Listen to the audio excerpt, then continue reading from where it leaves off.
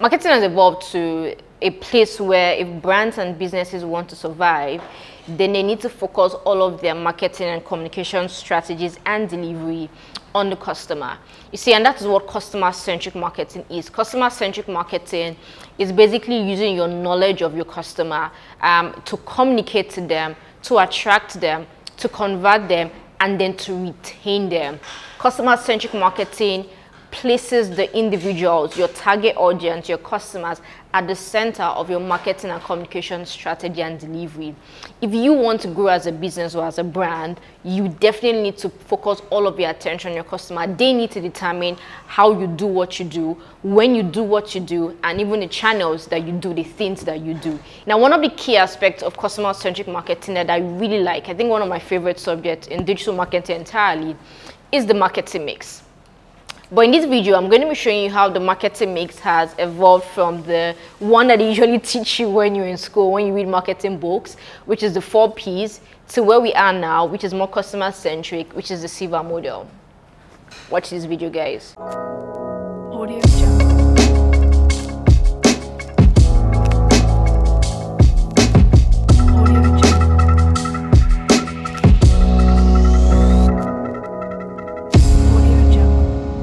My name is Itimi. I make brand marketing and inspirational videos every week. Please subscribe if you haven't subscribed. Let's get straight into the video. I mentioned earlier that marketing mix is a critical aspect of customer-centric marketing and even digital marketing as a whole. The marketing mix is the foundations by which you can build your marketing strategies. Now, if you've ever read marketing books, or maybe even if you study marketing in university, you must have heard about the 4 Ps of marketing, which is price, product, promotion, and place. You see, that model is very great, but it has slightly changed to a model which is called SIVA: solution, information, value, and access. Now, SIVA model is more customer-centric, while the 4 Ps model is more brand-centric. Let me show you what I mean. This is your brand. Don't mind me writing. This is product. I'm talking about the 4 Ps. This is price. This is place. And this is promotion. So, the 4 Ps of marketing is very brand centric, right? It's all about your brand. When you read the 4 Ps of marketing, or whatever content you do, it tells you that when you're about to build your marketing strategy, you should understand what your product is, understand what price you're going to place for your product, how you're going to promote your product, and where you want people to come and buy. Now, the issue with the brand 4 Ps is that it focuses your communication on your brand, right? So, when you're thinking about your product, you're thinking about the features of your product, right? When you're thinking about your price, it's really about what you want people to pay for it. You're thinking about promotion, you're just, putting out the messaging out there that, hey, this is a product or this is a service I have to offer, please come and buy. You're just promoting and just sending out messages out there. And then place is saying, this is how you can buy from me on my website or on social media or in my store. It's very brand centric. Does this work? Yes. But is there a better model? Yes, there is. And that's the SIVA model. Let me do that for you again. We have your customer. We have solution. We have value. We have information, and we have access. So the SIVA model helps you to focus on your customer, right? So in SIVA model, product is now solution.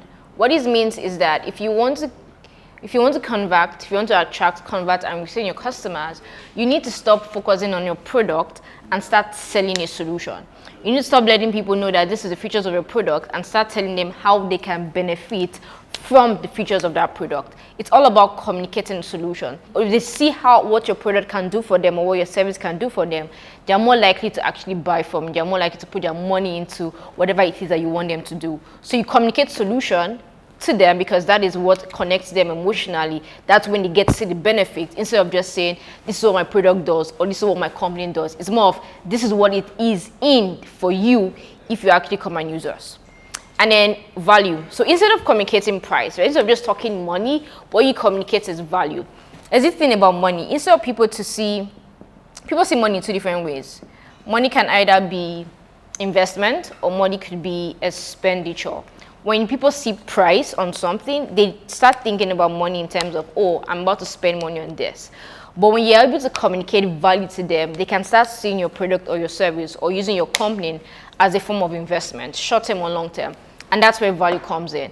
People are willing to spend any amount for investments because they know they will get something back. It could be in monetary terms, it could be emotional bank accounts, it could be whatever.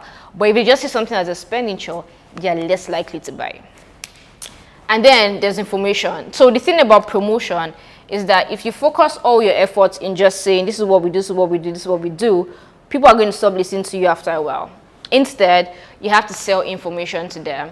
You have to give them information that adds value to them, something that educates them, that enlightens them, that even entertains them. Anything that can make them consume as much content from your brand as possible, so that they can begin to see you as a thought leader or someone who they can always run to when they're in need of content. Teach people stuff, and they will know that you're the best person to do that stuff, and they'll still come and pay you for it. Because humans are lazy. You might do all the DIY videos on earth, they'll still come and meet you at the end of the day and pay for your services. But the value you've given them in content has convinced them already that you're the right person to do that. So focus on giving people information, not just promoting your company or your brand or your business, but give them information.